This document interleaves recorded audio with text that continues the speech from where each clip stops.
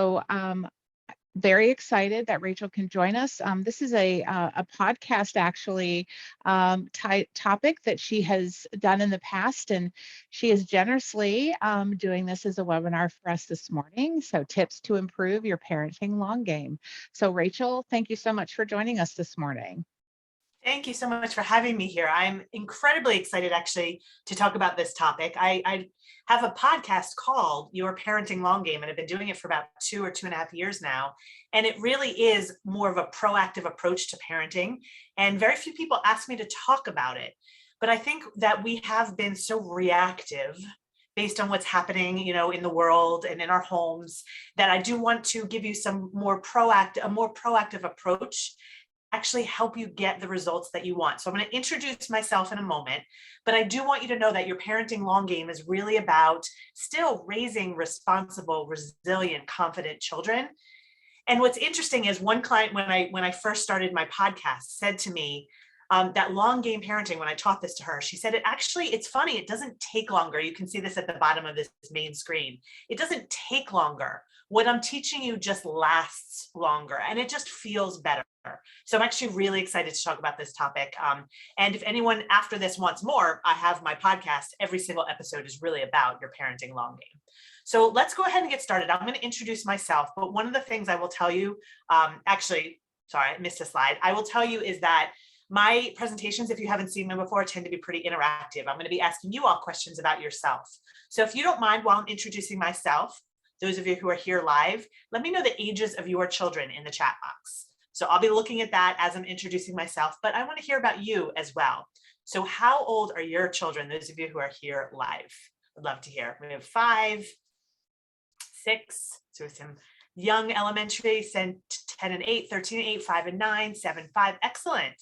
So we have some older ones too, 18, 21, excellent.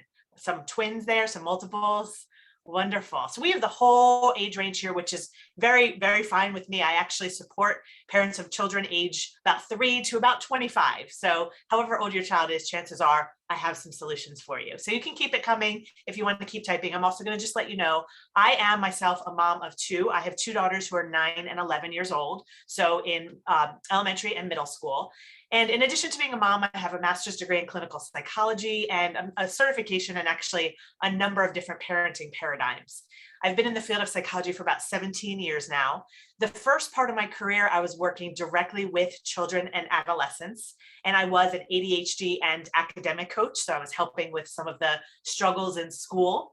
I was also what's called an in-home mentor. So I was going into people's homes, sort of like the super nanny, although I wasn't on that show, but I was sort of like the super nanny going into homes and helping with the dynamics in the family. And then I was also trained as a psychotherapist.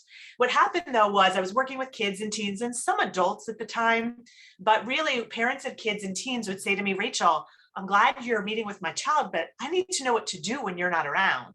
And so they were really searching for these practical tips for what do you do when your child isn't doing their homework or not listening to you, or they're anxious or they're melting down a lot? How do you handle that? So I actually started working with parents about 12 years ago now. I don't work with kids or teens at all anymore.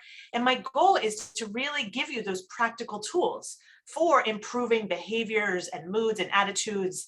I also talk a lot about motivation and relationships, really anything that's going to make a family more whole. So I do work with parents in a number of different ways. I do these trainings all the time. I have my podcast, like I said, also a Facebook group around my podcast.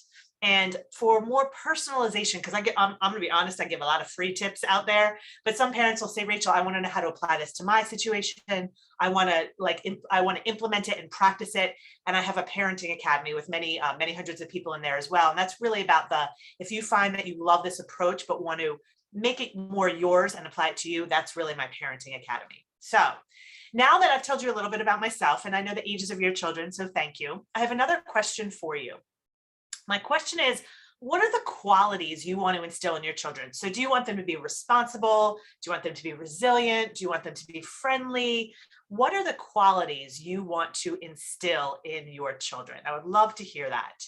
And so many of us are familiar with this platform already, but no, I'll just repeat that you can put in the chat box directly just to me. I will not read your name out there if you do that. So to be self-confident, yeah, absolutely. Self-esteem is actually one of the areas that I study clinically. So resilient, responsible, compassion, friendly, happy, kindness, and compassion. These are all such positive things. Absolutely. So responsible, resilient, thoughtful of others, friendly, confident, sociable, responsible, patient, knows how to handle emotions. That's a big one. I actually specialize also in raising kids with big emotions. I have big emotions myself. I'm a sensitive person, and I'm raising kids with big emotions. So I specialize in that. So well prepared with options for the future, resilient, responsible, excellent, resilient, wonderful. So these are all qualities that are, I think, really important in life. And what I found, and the reason I started Your Parenting Long Game, is that I found we were so reactive as parents that yes, we had these qualities in mind about resilience and responsibility and handling big emotions, but it was always like in the moment when we're all like really frustrated and we can't necessarily instill these qualities in the moment for better or worse. So I started thinking, okay, if we can't do this in the moment, but we still want these qualities, and here's a little disclosure here. I'm not the best in the moment parent anyway. I don't know. Those of you who can stay calm and patient, like, I think you're amazing. I want to be friends with you. I'm not like you. I'm not that calm and patient in the moment. So I'm thinking, I want to instill all this in my kids, but I'm not always the best in the moment. And that's really when I started. And this was a while ago now that I've been teaching these strategies. But I started saying, okay, can we do this in a way that doesn't take more time, but really is as much focused on the future as like reacting to their behavior. So that's really where Your Parenting Long Game came, the idea came. And I do want to tell you what we're going to cover today. So it is going to be very practical. Even though I'm talking about this concept, it's going to be very practical. I'm going to tell you the difference between long game parenting and what I call Bandaid parenting. In fact, I want to ask this right now as I go through this. Has anyone heard my podcast? Just say yes if you have. You can certainly say no if you haven't. Most people, I'm assuming, have not, because I don't really put it out there that much. But yes, if you have heard my podcast at all, I'd be interested. Because, oh yes, okay. So some people have. Yeah, most people, I'm assuming, not. I don't do a good job of marketing it. I'm going to be very honest. But so Bandaid parenting is something I talk about all the time in my podcast. What we do is Bandaid parenting. We want to be long game parenting. I'm going to be talking about the two components of Your Parenting Long Game. I'm going to give you 4 long game techniques. This is where the practical stuff comes in. And then we will absolutely have a Q&A where we can talk about, okay, how do we apply this? Like when our children are not listening to us or are anxious or things like that. So I'm happy to answer any questions you have. All right, so let's talk about, what do I mean by Band-Aid versus long game parenting? Very simply, Band-Aid parenting is where we are parenting in a way that I call it, it's like a Band-Aid. We're not actually dealing with the issues. We're just trying to stop them in the moment. Long game parenting is really where we're thinking about the values we want to instill. So here are some qualities. Basically what we're doing very often, and this is probably the most common thing I see with parenting, is that parents will see a behavior or a mood or an attitude. Kids aren't listening. They're being disrespectful. And they'll say, Rachel, what's the best punishment or consequence? How do I get this behavior to stop? And Band-Aid parenting is all about, we're not addressing the reason for behavior. We're just trying to make the behavior stop. So what punishment can I give so that my kids get off of their screens faster, or so that they slow down while they're, doing their homework? They do a good job with their homework. What consequence? Or even on the more positive side, what reward? Even rewards are still what I call an external motivator. We're not really addressing, well, why is a child being disrespectful? Why is a child rushing through their work? Why is a child anxious and not able to regulate their emotions? So Band-Aid parenting is not really addressing the real reason. Long game parenting is about identifying and addressing the reason for behavior. And what I will tell you is that 100% of the time, without exception, there's a reason for behavior. We don't even scratch our nose for no reason. There's always a reason for behavior.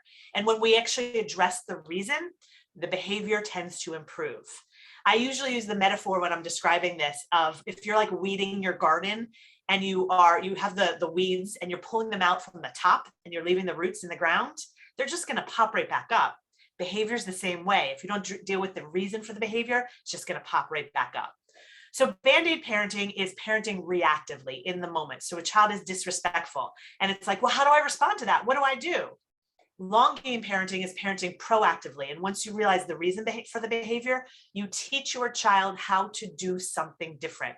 I promise you, this does not, like I said, doesn't take longer. In fact, parents that I work with say this takes so much less time because in the moment parenting is exhausting. And once you get into this cycle that I'm going to describe in a moment, once you get into this cycle, that takes more time and energy than actually teaching your children ahead of time how to do something different. And then lastly, Bandaid parenting is really all about making our parenting decisions from a place of frustration and fear. It's like, well, how am I gonna enforce this boundary? Well, if I tell them they have to go to bed earlier, if I tell them they have to give me their cell phone back, they're gonna get really angry. So I don't want to deal with that anger. So I'm not going to set these clear boundaries. It's really parenting based on our fear, or even making decisions like, I have to make sure they understand in the moment, because if they don't understand in the moment, then they're not going to learn, and then they're going to be disrespectful to others, and then they're, get in trouble at school. And like, we go into the fear of the future. So we make so many parenting decisions based on frustration and fear. And on the other hand, making decisions from our values is really what we want to be able to do for those qualities you all mentioned in the beginning. So there is no shame in this, because I, from time to time, also do some Bandaid parenting. I absolutely do. I try my best to stay in the Longgame parenting zone. So there's no shame in what I'm about to ask. But I do want to ask you a yes or no question, and you can send it to me privately and directly. Do any of you find that you spend more time Bandaid parenting? Say yes if you spend more time Bandaid parenting. You can say no if you feel like you're a Longgame parenting type of parent, but yes if you find that you are doing some Bandaid parenting. Yep, I see some yeses. I see some private yeses. Yes, yes. Yeah, it's our tendency. And very honestly, there are reasons. I could go into a little of both. That's great. That's great. I'm working on long-term now. Yes, way too much Bandaid to survive. Yeah, absolutely. So, it's natural. There are reasons that we Bandaid parent, which I do an episode on. There are reasons we do it, but it seems a little bit easier, and it seems a little bit more intuitive. It's really not when you start to think of it. Yeah, you mentioned something important. I'm a Bandaid parent when I'm tired or hungry. We're going to get into that. You kind of gave a precursor to where I'm going to go with this. So thank you very much. So I appreciate those of you who are being honest. I still Bandaid parent sometimes. I just try not to. All right. So I want to tell you that there is something that keeps us stuck in Bandaid parenting. And this is the concept that I call yuck. Now, if you've seen me in any way before, you've probably heard about the concept of yuck. So someone just said, according to the situation or my state, you also are segueing us right into yuck. Yeah, yuck is what creates Bandaid parenting. So those of you who say I can do it sometimes, you can do it when you're not in yuck. So, thank you. Yuck has been a game changer. Yeah, it really is. I feel like the whole world needs to know about yuck. If I liked writing, I would write a book. Everyone's asking when my book's coming out. I hate writing, so it hasn't come out yet, but yuck is really important to know, I believe. All right, so let's talk about what yuck is, because some of you may not know, some of you may need a review.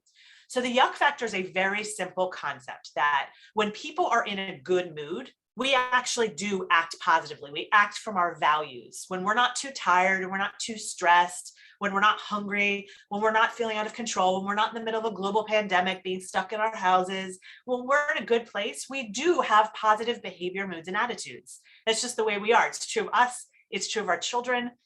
But when we are in a place that I call yuck, now yuck is a blanket term I use to describe anything uncomfortable. So yuck could be that we're hungry or tired. It could be that we're frustrated, overwhelmed, disappointed, just feeling claustrophobic from being inside. Whatever, anything uncomfortable, our brain actually senses all discomfort almost the same. So anything uncomfortable, I call yuck. And when humans are in a place of yuck, we do not parent from our values. We have mostly negative behavior, moods, and attitudes. And even if we can hold it together a little bit, that negativity usually comes out later. So yuck causes negativity. I'm going to talk a little bit about the science of that. So here's what's happening in the brain. And actually, let me go back for one moment before I tell you about the brain. I actually want you to think about this from your perspective. A couple of you already mentioned this, but those of you who didn't mention it, I want you to think about it from your perspective. Imagine your kids are, fighting with each other, or they're just doing something you don't like. It doesn't matter what it is. And you're in a good place. If you're in a good place and your kids are fighting, or they're being disrespectful, or they're not listening, yeah, it's kind of annoying, but you probably handle it in a way that you don't later regret. However, if you are in a place of yuck for whatever reason, and your kids are doing that behavior, you probably respond differently.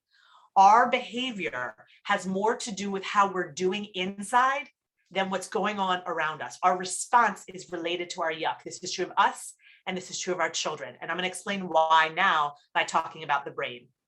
So basically, there is a part of the brain that allows us to have those positive behavior, moods, and attitudes, to be mature and responsible and resilient and thoughtful. That part of the brain, yes, I've seen that with myself.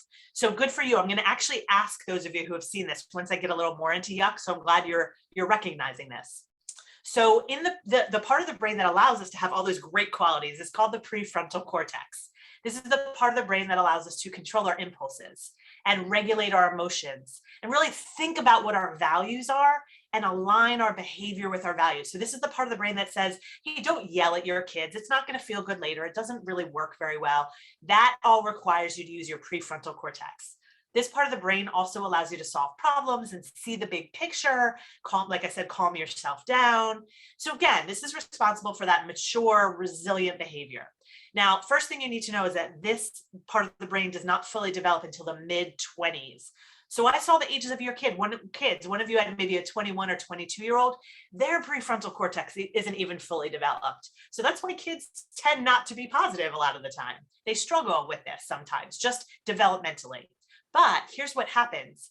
Anyone of any age, when we are in a place of yuck, so again, we could be hungry or tired or disappointed, any type of discomfort, our brain, because we're survival based by nature, our brain is always looking for a potential threat, and discomfort is a threat.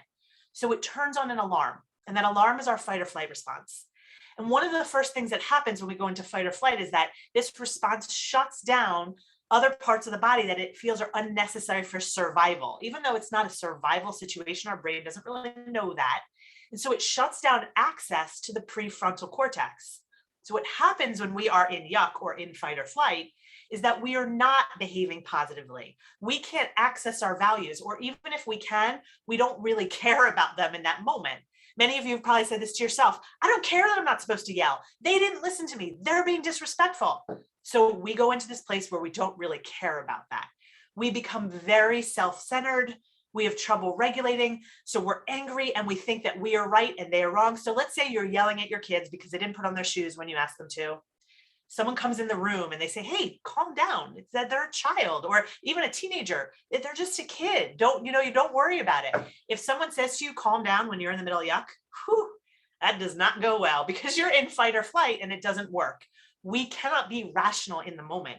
We only see all of the information that we are right. So you think when your child didn't listen to you, of all of the reasons it's bad that they didn't listen to you, and you need to make them stop right now. That's what happens when we are in yuck. So there are three types of behaviors that tend to come out when humans are in yuck. This is not just kids, this is adults as well. So I'm going to tell you the three types of behaviors that we usually see. And then at the end, I'm going to ask what you see in your home. Many people will see all three of these. And honestly, people as individuals can do all three of these types of behaviors when we're in yuck. So I want you to think about, what do you see? First type of yuck behavior is yuck turned out. So maybe you say to your child, no, you can't go to your friend's house because you didn't do your homework. And they're in yuck, they're frustrated, they're disappointed, they're annoyed. So they may become aggressive. Younger kids, aggression tends to look like physical aggression, pushing, shoving, things like that. As kids get older, sometimes they grow out of this, sometimes they don't, but sometimes they grow out of it. And then it's just yelling, slamming doors, shoving things off of a desk. It could be defiance, where they say, I'm going anyway. Or disrespect. You're the worst parent ever. None of my friends' parents do this. That's all their yuck inside, and they're just turning it out on you.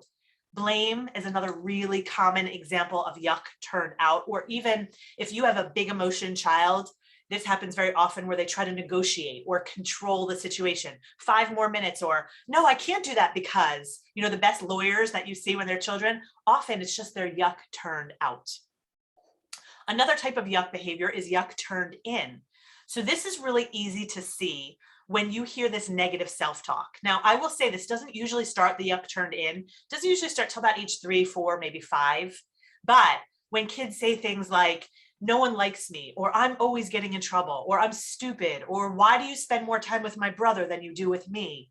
Or I'm never going to get this. All of that negative talk, they're still in yuck. They're just turning it on themselves. A lot of anxiety is feelings inside that end up getting turned in on themselves. Low self-esteem is also an example of this. This could also become low motivation. I used to see that as a therapist all the time. A lot of kids had yuck, and what they would do, they would actually say, especially teenagers would say to me things like, you know what, I'm stupid, or it takes a lot of energy for me to do well.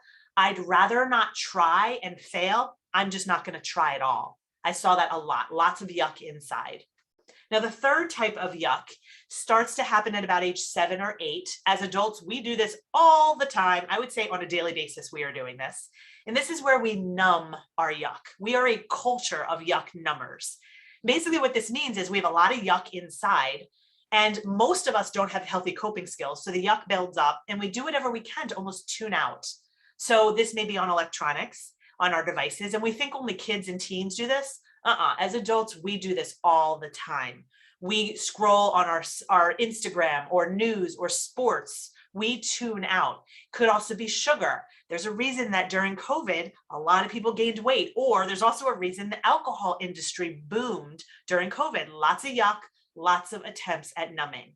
So as I finish up this slide, I do want to ask you, again, you can send it privately to me. I'm not going to read anyone's names. What types of yuck do you see in your home? Do you see yuck turned out, yuck turned in, yuck numb? Do you see all three, depending on the person? Remember, one person can also do all three. Yep, it's very common to see all three. That's usually what I hear, and that's what I'm seeing. All of the above. Yuck numbed a lot, so common, especially when yuck starts to build and build and build, and it isn't released, then there's a lot of numbing. All three, in and out, first two. Yeah, first one. There can be a lot of aggression. And what I will tell you as a former therapist, I can tell you a lot of people who start with turning yuck out eventually also turn it in, because they don't know how to stop turning it out, and they get a lot of punishments and negativity back. So they end up feeling really bad about themselves, and they turn it in. So thank you all for being honest about what you're seeing. All right. So I do want to mention one more thing about yuck before we talk about what do we do about all of this. This is a cycle that I see very often, and you can think about whether you see this as well in your home. Because there is so much yuck, and this is really, really what leads to Bandaid parenting right here. There's a lot of yuck, and so it creates what I call a cycle of yuck. So here's an example, or here's what I mean by a cycle of yuck. So let's say you do tell your child they can't go to their friend's house because they didn't do their homework or anything. You ask them to clean, you ask them to get off of their device, it doesn't matter. You ask them to do something they're not happy. They don't know how to express that. They don't know how to say, hey, mom, hey, dad, I'm very displeased with the fact that they don't know how to do that unless you've taught them that. Some kids can do that. But generally, you're going to see some sort of yuck behavior. They become disrespectful. They get upset with you, whatever it is. Now, what happens then is their yuck behavior puts us into yuck. And so we have some yuck behavior. You can't talk to me like that. Or another really common one is justifying. You knew you couldn't go to your friend's house. You know it's time to get off of the device. We have a yuck behavior, which isn't really effective. Often it's destructive to our relationships because we're yelling, we're saying, don't talk to me like that. And then it makes yuck worse, which continues the cycle. Because we're doing all these things, justifying or yelling or whatever we're doing, threatening to take away every small thing that they care about. They have more yuck behavior, which puts us deeper into yuck, which puts them deeper into yuck. And there's a cycle of yuck. So if anyone recognizes this cycle, this is what Bandaid parenting basically is. So you can say yes if you want to, that you've seen this cycle. Usually when I ask this question, most people are saying yes. Yes, we see this. And this is the reason for a lot of Bandaid parenting. And it's hard to get out of yuck and to get out of this cycle. So this is where I come in, and I really want to change this. And a lot of the workshops I do is about changing this dynamic. So now that I've made things seem very bleak and unhappy, especially because a lot of us are in this place, I want to talk about how to break free. And this is really where Longgame parenting comes in. So what leads to Longgame parenting? I have the 3 qualities up in the upper left-hand corner, just to remind you what Longgame parenting is, if you ever want to look back. But there are really 2 main components of Longgame parenting. They're just 2 things. And what I'm going to do is tell you those 2 things, and then I'm going to give you tools to make those 2 things happen. First thing is, you have to start to see your child's behavior, moods, and attitudes differently. We tend to see yuck behavior as something that needs to be, like I said, punished out, or let's get rid of it, or what's the best consequence? Or I hear this all the time. If they don't feel bad enough for what they did, they're not going to change their behavior. I disagree with that. There's one of the reasons the first training I ever got in parenting was positive discipline. And thank you, Mary Beth. I also am going to talk about how you can get my slides at the end too, but this will be shared with you. Absolutely. One of the first types of parenting training I did, this was so many years ago, was positive discipline. And one of the reasons I chose that one first is because the founder, Jane Nelson, she had this quote, and it was such a light bulb moment for me. She said, where did we ever get this idea that we need to make someone feel worse to make them act better? It doesn't work that way. Now, I'm all about resilience. So believe me, this is not about making your kids happy all the time, but we have to start to see their behavior, moods, and attitudes differently if we want to shift to long game parenting. I mentioned yuck behaviors. Instead of seeing yuck behaviors as they are being bad, we have to start to realize, oh my gosh, yeah, when someone's in yuck, they're not going to behave positively. But when they're not behaving positively, it's because they're in yuck. And if I make yuck bigger, it's not going to make the situation better. So seeing our children's behavior, moods, and attitudes differently, I'm going to give you 2 tools for how to do that. The other piece may seem like a cliche, and this is one I wish I could get rid of. Unfortunately, I'm going to explain the science behind why you can't get rid of this one, but you as a parent have to treat yourself differently. So first, I'm saying you have to sort of see your kids differently. You can't get around that you have to treat yourself differently. And there's science to back this up. Believe me, I'm the first one, and this isn't something I'm proud of, but I'm the first one to say, I don't have time for myself. Are you kidding me? Treat myself differently? I just need to get them to do what I want. I would be the first person to say this if I weren't a scientist at heart. I am. So I'm going to show you a little bit about why this has to happen. All right. So here's some tools. Let's get into, okay, what do we do about all of this? So seeing your children's behavior, moods, and attitudes differently. So basically, I already mentioned this, but I'm going to reinforce it right now. If you want to do long game parenting and instill the values that you all mentioned in the beginning, including resilience and responsible behavior, I'm all about that. We have to see that they're having a problem, not being a problem. When our mindset is, oh my gosh, they're being disrespectful, they're being bad, I need to get the best punishment to make them stop doing that, or I'm letting them get away with it. When we see it like that, what happens is we go into yuck. Our brain goes into yuck when we sense any threat. So as soon as you interpret a child's behavior as a threat, you go into yuck and you can no longer remember that, hey, that doesn't work very well, that I've tried all the punishments. My child is still being irresponsible or disrespectful. That's probably not the reason. And remember, I said, when we're dealing with behavior, we have to address the reason. They're actually having a problem. So again, seeing them as being a problem puts you into yuck and creates that cycle of yuck. So when you have that initial negative behavior, if you see them as being a problem, you're going to go right into the cycle of yuck. It's like a black hole. It's going to suck you in.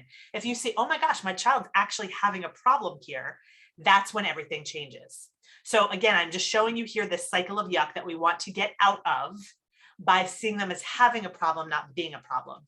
When you see them as having a problem, you can address the real issue. So what is the real issue? This is, if you've seen any of my presentations before, that's really what my presentations tend to be about. That's what my podcast is about. What are the real issues? I'm going to tell you what they are right now. The problems that they are having are 2 main problems. Either they're missing some skills to do what we ask. If a child is being disrespectful, if they're rushing through their homework, if they're not listening to you when you ask them to clean up their room, they're actually missing some skills. The other problem that they may be having is they're in yuck. So let's talk about what we do about these. Parenting long game tool. What we do is we focus on teaching, not punishing, because we realize they're having a problem. We teach them the tools to be able to manage that problem. So here's what I mean. So this is a whole long list. You don't have to remember all of this. I just want to give you some context for what I'm talking about. Children have the physical ability to do a lot of things. They can clean up, they can get their shoes on, they can, theoretically not be disrespectful. They have the words inside of their mouths. They know how to do it. They have the physical capability, and we mistake that with they should be able to do it, but guess what? They can't, because they are missing certain what we call executive functioning skills. Executive functioning skills are the skills that allow us to plan and execute mature, responsible behavior. Executive functioning skills live in that prefrontal cortex that I mentioned, doesn't fully develop until the mid-20s. So children are literally missing the ability, or they haven't mastered the ability to control their impulses. So when they're disrespectful, they don't necessarily have the ability to say, oh, if you say that to your mom or dad or grandma or a caregiver, then that's not going to go well. They don't necessarily have that ability. They don't have very good emotional regulation. I would argue that as parents, we struggle with this too. That another group of executive functioning skills are very much related to academics as well, or cleaning or responsible behavior. So another skill that they're missing, for example, is the ability to stay focused when something is boring. So cleaning, homework, getting their shoes on, sitting still at the dinner table. This actually requires an executive functioning skills. Transitioning from one task to another. So if you ask your child to get off of their device and come to the dinner table, which as a parent, yeah, you should be able to ask them to do that. They don't have the skills to transition. And again, this is one adults struggle with too. If we're in the middle of something and our child asks for our attention or asks us to stop, we also struggle with this. I'm going to tell you why in a moment. Thinking flexibly, realizing that, hey, if mom or dad said we can't go to our friend's house, it's okay, I'll go next weekend. They don't have that ability. They just struggle with these skills. It happened to me last night. Yeah. All right. So I want you to think about this for a moment. I'm actually going to ask you, this is something I do in my parenting academy. I'm actually going to do here for you. I have parents in my academy actually apply this to their situation. So I'm going to have you do that. So think of a situation where your child has a negative behavior, mood, or attitude. So imagine that in your mind. And I want you to look at this list above. Is it possible that any of these skills are required for them to be able to do what you want? And if so, I want you to type in the chat. I'm not going to spend too long on this, but I really want you to kind of recognize, oh, maybe my child doesn't have the skill to do what I ask. And then I want you to think too, you don't have to put this in the chat. Has your child mastered this skill? So think of the situation. You don't have to tell us what the situation is, but think of a skill they might be missing and type that in the chat. If this is too difficult, because I realize I'm like asking you to do something normally I teach parents in my academy how to do, I will give you an example. Transitioning, there you go. Transitioning and controlling impulses. Good. Yep. Those are huge skills that most children and teenagers, I was a therapist for teenagers. I specialized in the teenagers for a long time. Teenagers don't have that. Thinking flexibly, being calm in the moment, thinking flexibly, handling adversity. Absolutely. That's another skill, which is handling discomfort, which aligns a lot with emotional regulation. But yeah, absolutely. Transitioning and doing boring tasks, controlling impulses and transitioning. Yep, good for you. Now, I only listed how many here? 5 executive functioning skills. There are many more than that. I only listed a few. Kids struggle. They're having a problem, not being a problem. So what do we do about this? I'm going to give you 2 really, really simple tips for you today. This is where the action comes in. I'm all about practical. Okay, so let's say they have to do their homework. They have to get dressed. They have to sit at the dinner table. They do have to do all these things. I'm all about resilience and responsible behavior, but we can teach these skills. We don't have to wait until their prefrontal cortex develops. We don't, but we have to teach them these skills. So how do we do this? If they have to do a boring task, let's say they have to do homework, what we want to recognize is their brain craves, they're having a problem not being a problem. I actually have that, believe it or not. I used to, I don't have it anymore. I had it on my refrigerator to remind me they're having a problem not being a problem. All right, so for boring tasks, they have to do these things. What we want to keep in mind is their brains are wired for a certain amount of stimulation and novelty. Totally normal. Although I would say it's exacerbated in our culture where there's a lot of, we're on devices a lot. But they are wired for a certain amount of stimulation and engagement and novelty. If they're not getting it, they're either going to avoid the task or they're going to create it. This is why I'm going to ask a yes or no question. Have you noticed that when your children have to do homework, those of you who are homework age and above, they will spend more time avoiding the homework than just doing the homework? Say yes if you've seen that before. They spend more time avoiding it than just doing it. Yeah. Absolutely. Yes, yes, yes. So all the yeses coming down. That's because homework is boring and their brain has learned to see that as, believe it or not, dangerous and bad. And one of their coping mechanisms is to avoid it. And so that's what they're trying to do. So what we need to realize is, oh, this is boring. So what I used to do all the time, and I teach parents how to do this now, myself with cleaning. Thank you for being honest about that. It's true of us too. What we do is we realize, okay, they have to do homework. They have to clean up. If we can teach them how to make that engaging, it actually reins in their brain. So what I teach is teaching children how to figure out what's a distractor versus an engager. So an engager is something that's going to engage them in the task. For example, some kids will actually do homework if they're doing it under the table. Some kids will do homework if they're writing with different colors. Some kids will do homework. I used to do this all the time when I was an academic coach. Let's say they were studying for vocabulary. I would have them set the vocabulary words to the tune of a song that they liked. I would have some kids imagine if they were studying for like word study, younger kids, I would say, okay, let's imagine that you put those words in different rooms in your house and you walk through the room. Let's spell those words as you get to each room. So something that makes it engaging. Now, sometimes engagers are also distractors. So some kids, if you say, okay, do 3 math problems and then walk around, the walking around may become a distractor. And it depends on the child, what's an engager and what's a distractor. So you can actually ask your child, I'll tell you to do this with younger and older. Younger kids, you can do like science experiments. Let's experiment. If you're doing your word study, let's see, is walking around an engager or distractor? Do you actually get your words done when you're doing something like this? Or does it distract you? So you can do like science experiments. I would say that will work up through elementary school. If you have middle and high schoolers, that's not, being silly doesn't work with them anymore, obviously. So what you do with them is what I used to do with teens a lot is I would say, prove me wrong. I think you can't do your homework and listen to music. Prove me wrong. Let's decide how you can show me the homework is done. Like I'm going to look for certain qualities to make sure it's done. Listen to music and show me that you can do it, and help them figure out what engagers are versus distractors. When they find distractors, then they're not able to complete the homework. So that's a skill. We can teach kids how to do this. I do want to just stress, because a lot of people, especially when I used to speak in person, hands would go up and they'd say, but Rachel, life isn't fun. Life isn't fun all the time. We can't teach them that life is always going to be fun.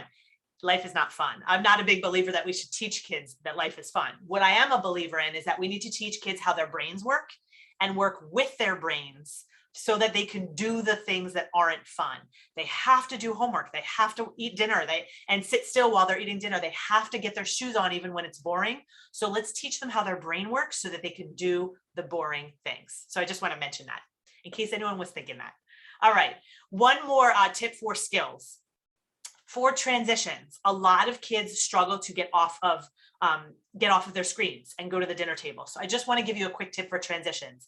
This is the skill you can teach them.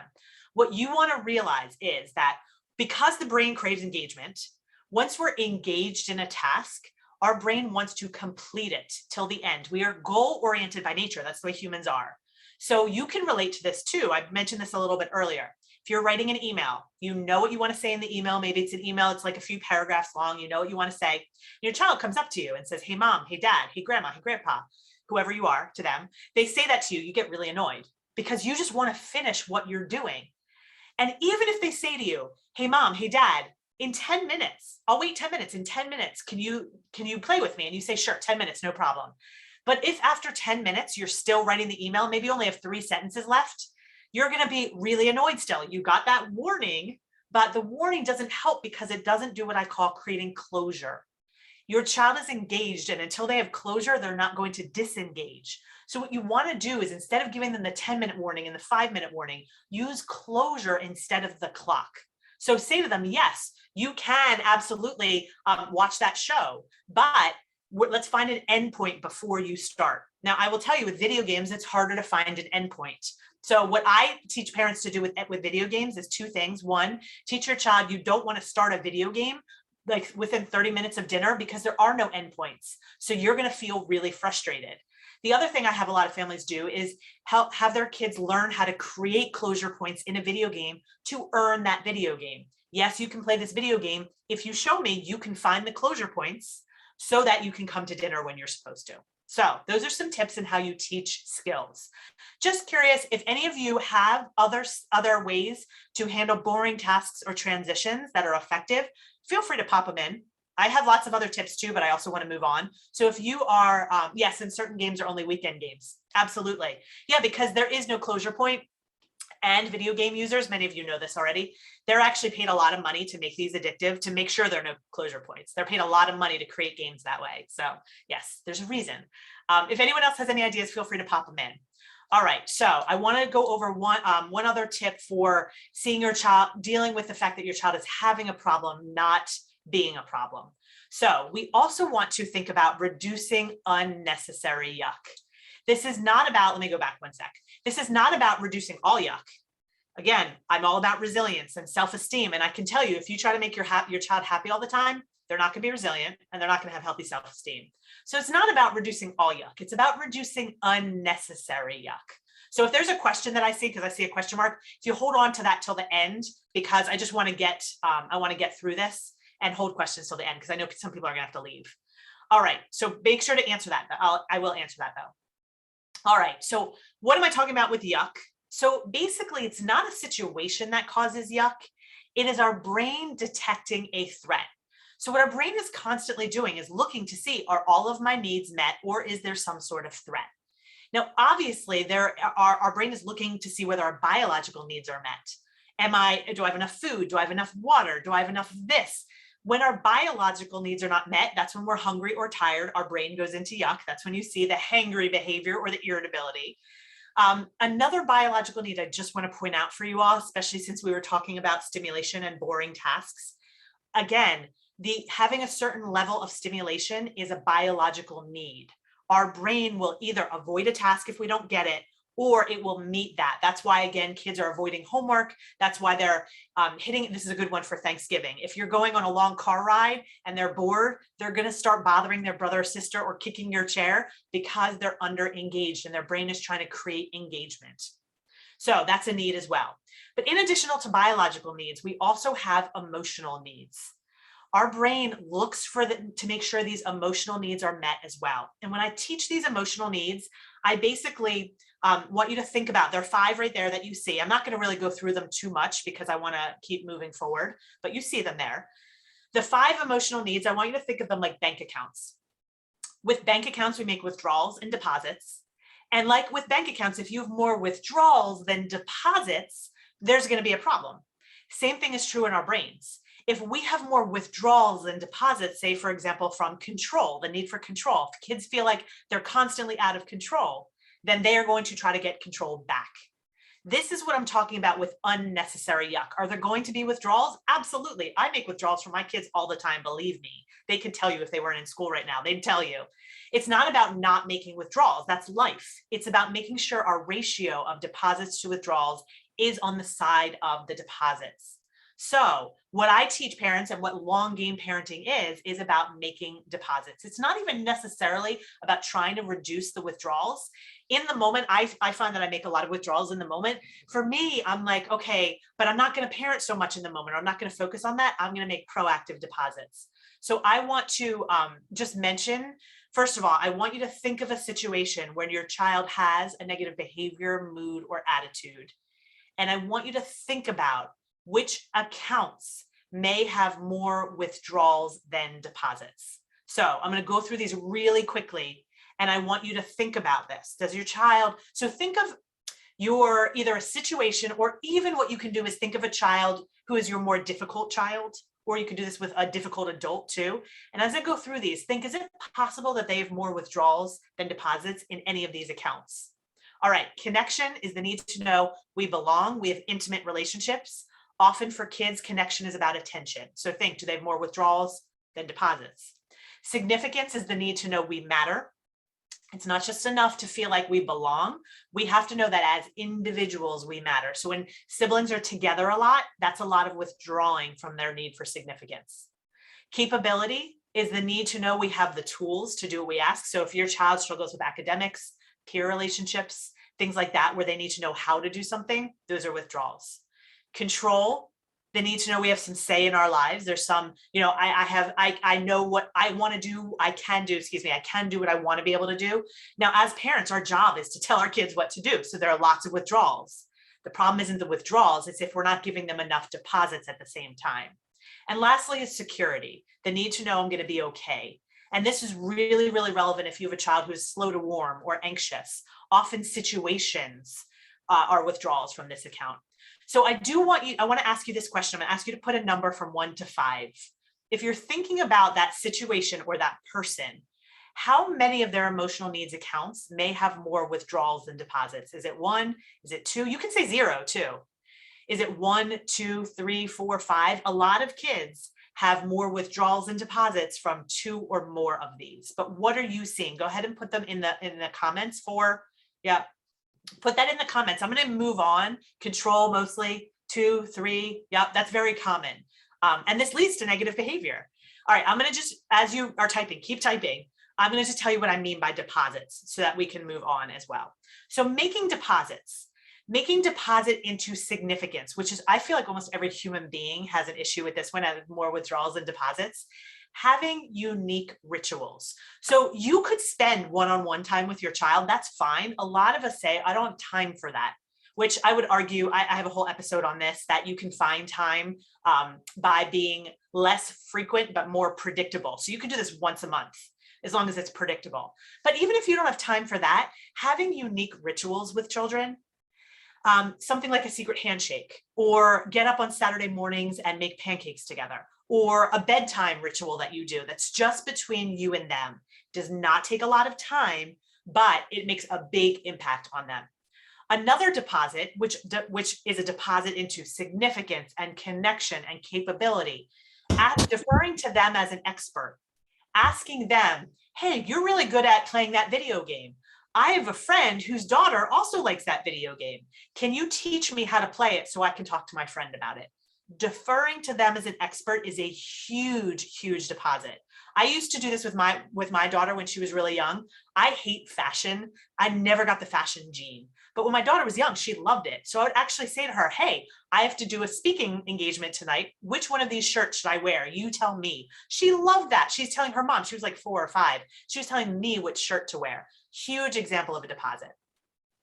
Another deposit to control and capability is to actually teach your child, starting at about age 4, I would say this is appropriate. If you have teens, you should definitely be doing this. Teach them to identify useful consequences. So again, I have an episode on what's a useful consequence, but an effective consequence, I get asked this question all the time, is simply one that is effective.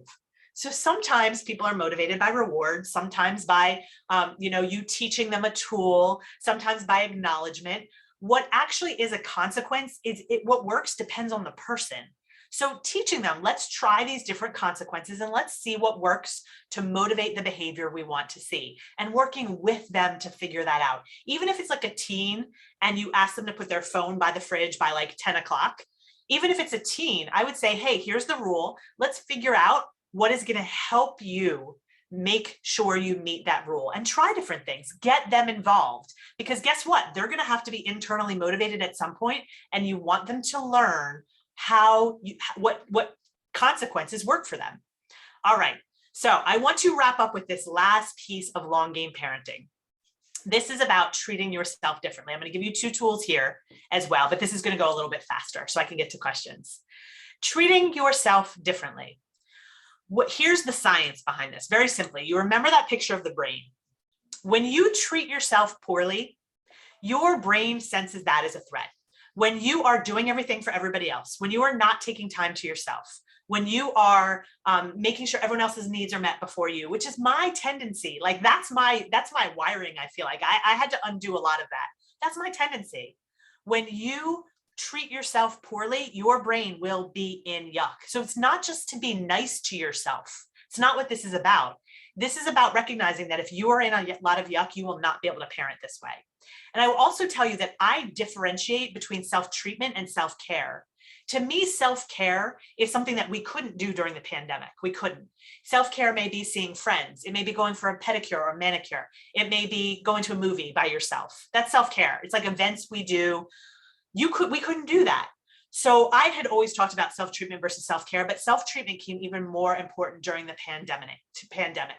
Self-treatment is about how you talk to yourself on a daily basis. It's about, do you set boundaries? Do you take time for yourself? Self-treatment is about how you treat yourself. When you do not treat yourself well, you cannot parent from your values. You will always react and stay in Bandaid parenting mode.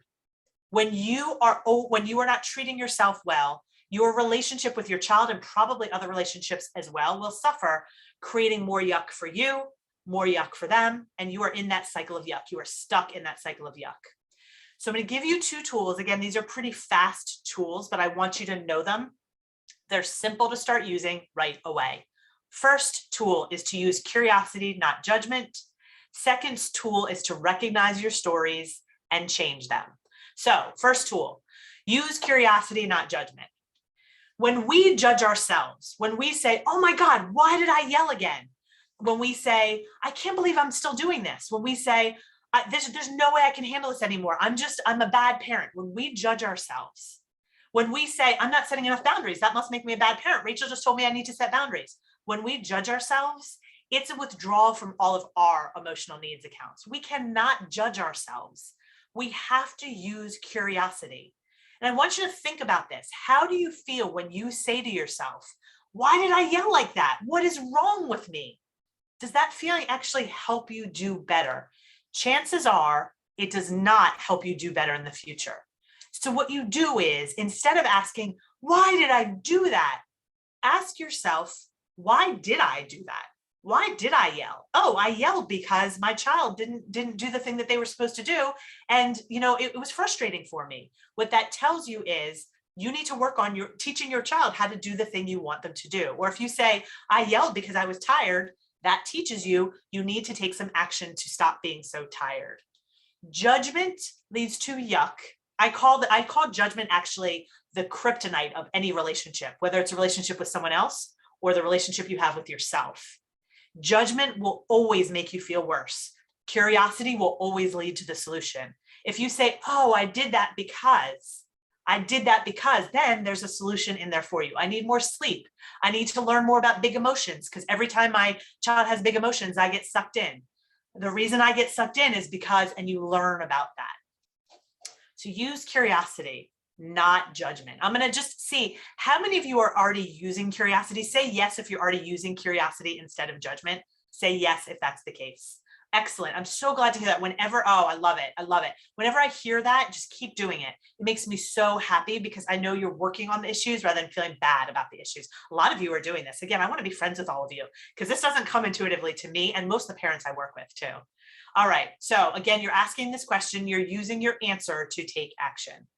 Now, the last thing I'm going to teach you today is to change your stories to make them useful.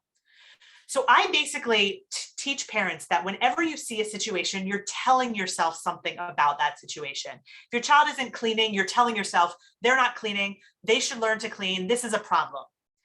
And I call these stories, this actually came from Brene Brown. I didn't make up this word, stories. She says, if anyone knows Brene Brown, she says, make sure you know what story you're telling yourself. This is a story. And I go a step further and I say, are the stories you're telling yourself useful? Non-useful stories may be accurate, but they create a threat in your brain. So if you're telling yourself, I've asked my child 5 times and they're still not putting their shoes on, that's accurate. But if you're saying that, that's going to create yuck. And it's basically the implication is this is bad versus a useful story, which is saying my child didn't put their shoes on. They're probably having a problem here and I can help them with that. Still accurate. So let me tell you a little bit. Yeah, it's a really helpful tool. This is something I work a lot in the Parenting Academy. So non-useful stories may be accurate, but they lead to yuck. So non-useful stories usually start with something like, I can't handle this, or I can't handle it if this keeps happening. Threat. It's almost like the game of Operation. You tell yourself this and your brain goes, eh. That's what happens when you tell yourself these stories. I've tried everything. Nothing works. This is a disaster. They need to learn. Horrible things are going to happen. Those are all maybe true, but they're not useful. Examples of useful stories are, yeah, this is hard and I can handle it if. So yeah, my kids having these huge meltdowns is hard and I can handle it if I learn more about big emotions and why they happen and what to do. Or I have tried a lot. That's true. Here's what's different about this time, or here's what I'll do differently this time. Or we will be okay because my kids don't need me to fix everything. My kids just need me to be present. Or others have gotten through this. I'm not alone. This behavior is not a threat. Others have been through this. Others have gotten through this. These are useful stories. So how do you make this switch?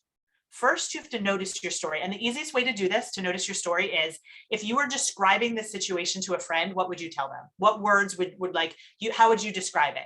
My child wasn't listening to me. I asked 5 times. Right there's a threat. I asked 5 times. They weren't listening. And the implication is this is bad. Just notice your story. Make it useful. Just figure out what's my goal in this situation. If my goal is to have my child put their shoes on, then what's a useful story? My child isn't putting their shoes on, so I can figure out what's going on for them and do something different. so that you still have to believe your story, but that it actually serves you better. All right, let me actually just go back to that for one more second because I'm going to wrap up now. So you're noticing your story, you're noticing when it's non-useful, and you're switching it to something more useful. I just want you to see that for one more moment. All right, so what I want to do now is wrap this up. We're at the top of the hour, and I'm going to stay for at least for a few more minutes for some questions about all this. I know there was one earlier, there may be even more. Just as a review, Longgame Parenting is, and yes, thank you, Lisa, for typing that in there. Start typing your questions as I'm reviewing. Longgame Parenting, addressing the real issue. They're having a problem, not being a problem. Parenting proactively, teaching them those skills and tools, and making decisions from your values. In order to do this, you have to see your child's behavior, moods, and attitudes differently. They're having a problem, not being a problem. You teach them skills, you reduce unnecessary yuck. You also have to, though, treat yourself differently. You won't be able to do any of this. By the time most parents come to me, they're in a lot of yuck. And I could teach the most perfect strategy in the world. If you're in yuck, you can't access the part of your brain where that strategy lives. So you're not going to be able to use it. All right. So I am going to answer questions again. I just want you to know too, that if you do want to either get the slides, although I know that, the team is going to put the slides on the website as well. But if you want slides, I give that at every presentation. Not everyone gives the slides. And you also want to sign up for free tips from me and my latest podcast episode, which is also free. If you email info@rachel-bailey.com, that's my team's website, and just put Longgame in the subject. You don't even have to say anything. They will add you to an email chain that actually gives you the slides and puts you onto my email list. Remember, I also have a lot of free resources. I have my podcast, my Facebook group. If you want more personalized experiences, that's what you would find on my website. That's where my parenting academy is, and the one-on-one consultations that I do, although I don't do that many one-on-ones anymore. All right, so I don't see any questions so far. I'm going to wait. Rachel, Yes. hi. I just want to ask the question the parent had put in the chat earlier. Sharon has asked, what happens if you tell them that they should wait until the end of a video and then do what they have to do, but they instead keep watching? Yes. So here's what I will say. This is getting to a little bit of in the moment parenting. So thank you for those of you who are putting those comments. I'm glad it was helpful. So what I talked to you about today was all proactive parenting.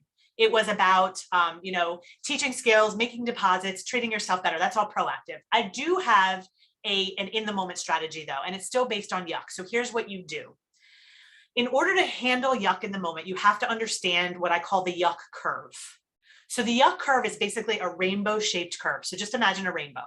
What happens is when you tell your child they have to get off of their device and you're in a firm voice, you say, okay, it's time to get off. What happens is they go into yuck and their yuck gets bigger and bigger. It reaches a peak and it comes down. Now the peak, and as it's getting bigger, is where you see all their yuck behavior. That's where they're ignoring you. That's where they are being defiant or disrespectful. And what you want to recognize in that moment is that they are on what I call the yuck curve. And here's what I'm going to tell you about the yuck curve. This is true of every human being. When someone is on the yuck curve, you're not going to get better behavior, very honestly.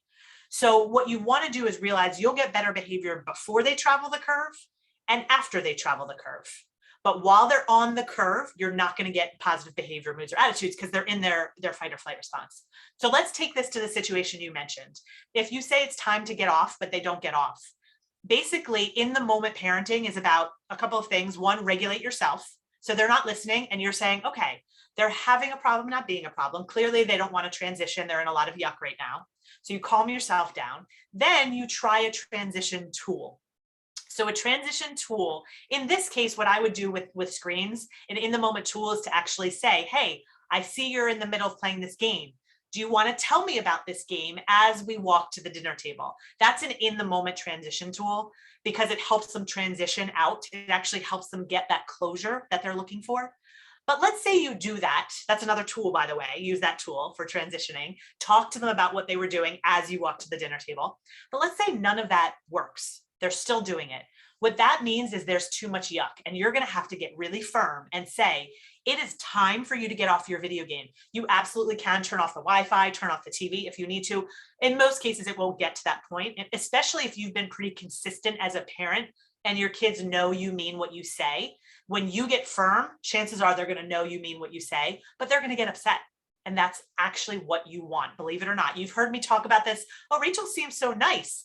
This is not about being nice. This is about saying it's time to get off. They're going to get upset. And what's going to happen is they're going to travel that curve. And once they travel the curve, in fact, I have another question for those of you who are still here. What have you noticed happens once they actually get out all their disrespect or their defiance or whatever they're doing? What happens to their behavior? Go ahead, and if you can think what happens to your child after this, put it in the chat. And I will keep talking just for sake of time, but I want anyone to recognize this in your child. Once they travel the curve, they do what they're supposed to do. That's the truth. They have re-accessed their prefrontal cortex. They usually are loving after she becomes more compliant. Yeah, they apologize. Absolutely. They get back to better and it's all back to normal. This is the science of yuck. In the moment, you have to let them travel the yuck curve and then they'll do what they're supposed to do. We may still be in yuck. So we're like, oh my gosh, you want to hug me? And I feel like I've been run over by a bus, but they have traveled the curve and they are going to do what they're supposed to do because they can re-access that part of their brain. Now, this takes time, which is why, in the moment parenting is not the best way to parent.